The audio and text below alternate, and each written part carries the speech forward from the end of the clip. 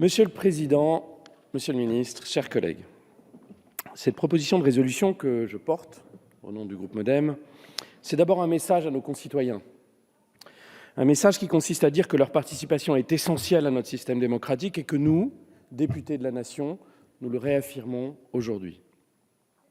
Chacune et chacun d'entre nous, dans la façon de gérer nos mandats, dans les réunions publiques, en présentiel ou en virtuel que nous organisons, dans les auditions, dans les rencontres de terrain, chacun d'entre nous, portons, quels que soient nos bancs, l'idée que la démocratie représentative s'enrichit de la démocratie participative. Je vous rappelle que c'est ni une lubie ni l'air du temps. Je vous rappelle l'article 6 de la Déclaration des droits de l'homme de 1789, qui énonce clairement que chaque citoyen a le droit de participer à l'élaboration de la loi. Tous les citoyens ont le droit d'y concourir personnellement, dit l'article 6.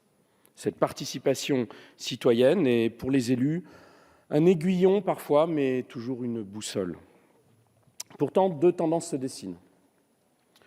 Deux tendances qui sont apparemment antagonistes. D'un côté, des citoyens engagés qui souhaitent être directement associés aux décisions publiques qui les concernent. On n'a plus les citoyens, des élus qui prennent des décisions et puis des décisions publiques au-dessus. On a cette volonté de participer, de circuit court entre les citoyens et la décision publique. C'est une première tendance, je la baptisais dans un ouvrage que j'ai publié en 2016, l'ubérisation de la politique, en tout cas la désintermédiation et l'évolution du rôle de l'élu face à cette volonté de circuit court. La deuxième tendance, presque antagoniste, c'est le décrochage démocratique d'une partie de nos concitoyens. Pas seulement l'abstention, mais le décrochage de citoyens qui considèrent que la démocratie ne les concerne plus. Et notre défi en tant qu'élus, c'est bien de répondre à l'un comme à l'autre. Ce défi nous pose aujourd'hui plusieurs questions. D'abord des questions de méthode et des enjeux d'innovation. Des questions de méthode, d'abord, j'argumentais dans un autre ouvrage que nous avons la nécessité d'adapter le niveau de concertation, de consultation avec les situations auxquelles on fait face. J'identifiais 4 niveaux de consultation. D'abord l'information et la transparence que l'on doit à nos concitoyens. Après la consultation formelle par des votations, des référendums. Ensuite, le troisième niveau qui est le niveau participatif, un niveau assez classique qu'on connaît bien désormais. On sait où on va et on associe chacun pour les écouter et adapter le chemin qu'on prend ou la politique publique qu'on définit. Et enfin, le quatrième niveau, le plus exigeant, celui qui prend le plus de temps, celui de la co-construction, que nous avons chacun pu expérimenter, et qui a un côté d'ailleurs assez anxiogène, parce qu'on part d'un point A, qu'on connaît, mais on ne connaît pas le point B d'arrivée. C'est justement le principe de la co-construction. Mais pour l'avoir expérimenté, comme beaucoup d'entre vous, j'en suis sûr, on s'aperçoit que c'est le moyen le plus puissant qui permet d'élaborer les meilleures politiques publiques, parce qu'elle se nourrit des regards croisés de chacun. Il y a bien entendu aussi des facteurs clés de succès, comme la sincérité de la démarche, son accessibilité, pour ne pas faire de la participation citoyenne l'exercice d'une élite engagée de la population, mais de son accessibilité au sens large. Et dans ce domaine de la méthode, de la façon de faire, je voudrais saluer, Monsieur le Ministre, votre action.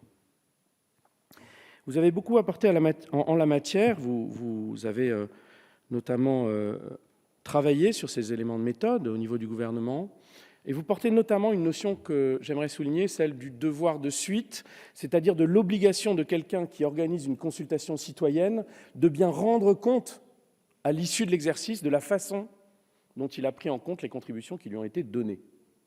C'est évidemment un enjeu majeur, parce qu'un citoyen qui ne verrait pas la façon dont sa contribution est prise en compte finirait par se lasser, et malheureusement, on le voit lorsqu'il n'y a pas assez de rigueur ou de méthode dans l'organisation de ces consultations.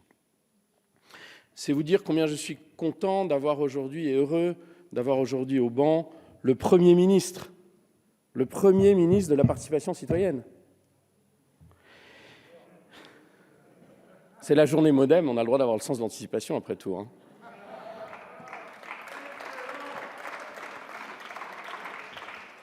Et en fait, Monsieur le Ministre, vous incarnez parfaitement ces relations extrêmement étroites entre la démocratie participative donc et la démocratie représentative. Nous avons aussi un enjeu fort d'innovation. Nos territoires regorgent d'expérimentation, d'innovation. Beaucoup des élus locaux, d'ailleurs, les mettent en œuvre. Nous avons aussi, au cours de ce mandat, vécu 2 innovations démocratiques majeures, dont nous n'avons d'ailleurs probablement pas suffisamment tiré les enseignements. La première, c'est celle du grand débat, et la seconde, c'est celle de la Convention citoyenne pour le climat. Sur le grand débat, on peut penser d'ailleurs qu'il y a toute une richesse d'informations, d'idées, d'avis qu'il va falloir maintenant plus exploiter encore.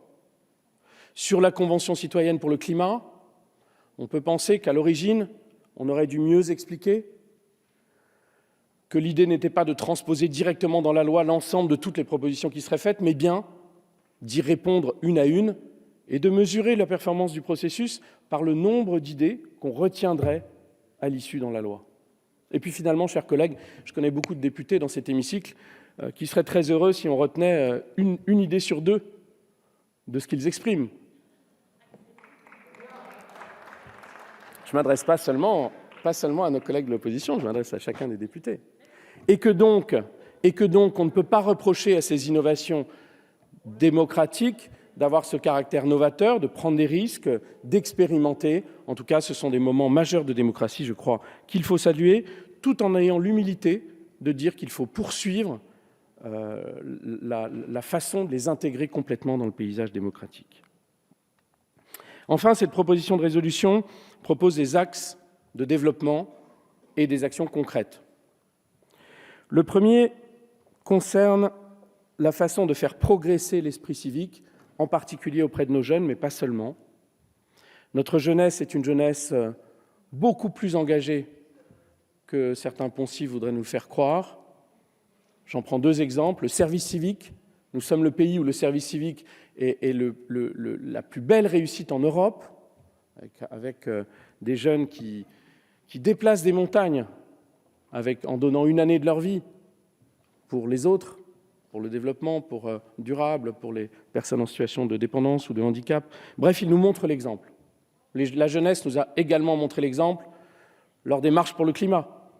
Un message d'engagement très fort qu'ils ont passé à l'ensemble de la classe politique notamment. Donc notre jeunesse est engagée, mais avec des formes nouvelles, et c'est à nous de savoir y répondre et de leur donner leur juste place. Très concrètement, parce que la démocratie se travaille tout au long de la vie d'un citoyen, nous proposons dans cette résolution de lancer des universités ouvertes de la démocratie, avec dans chaque université française un cursus ouvert à tous, qui permette à chaque citoyen, à chaque moment de la vie où il le souhaite, de pouvoir s'interroger, réfléchir, progresser dans sa compréhension du modèle démocratique et des fondamentaux de l'État de droit. Le deuxième exemple que j'aimerais souligner, c'est l'immense défi de notre démocratie numérique. Nous avons des nouvelles opportunités avec les civic tech, avec la possibilité maintenant, France Connect nous en montre l'exemple, de vivre notre démocratie numérique à visage découvert, mais aussi beaucoup de questions, des questions éthiques, des questions d'équité. Si un élu développe une plateforme numérique avec ses concitoyens, y a-t-il encore une équité par rapport aux candidats à la prochaine élection? Bref, nous proposons très concrètement le lancement d'assises de la démocratie numérique qui, elles seules, permettront d'en poser les jalons. Enfin, chers collègues, je pense que notre Assemblée nationale doit être le cœur de cette réflexion sur la participation citoyenne. Nos successeurs devront poursuivre notre action sur les pétitions, qui sont désormais beaucoup plus accessibles depuis la réforme de notre règlement, mais aussi sur la lisibilité de nos lois pour les rendre plus accessibles et sur des propositions innovantes. On peut imaginer, par exemple, des plateformes citoyennes pour des amendements citoyens à nos projets de loi. Ce sont les bases d'un nouveau pacte démocratique, citoyen et civique dont il s'agit. Et ce nouveau pacte traduit notre volonté de replacer le citoyen au cœur de notre édifice démocratique. C'est une philosophie politique dont il s'agit, celle du postulat que chacune et chacun des citoyens a sa valeur à apporter à notre modèle démocratique. C'est une approche politique profondément humaniste et inclusive que nous portons avec le groupe MoDem et que nous vous proposons aujourd'hui. Je vous remercie.